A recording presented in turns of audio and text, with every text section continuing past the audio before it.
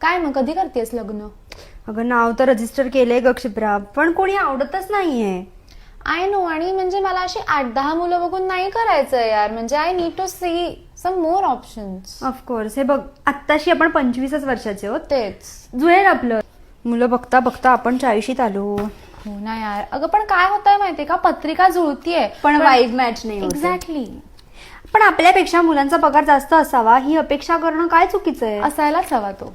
हे बघ, अजून 10-15 मुलं बघू, आपलं नक्की जुळेल. आरामात जुळेल. जुळलं का ग तुझं? अगं एक मुलगा आवडला होता मला, पण त्याची उंची जरा कमी आहे ग.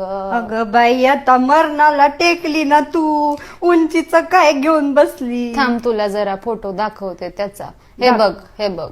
ए, चांगला दिसतोय ग.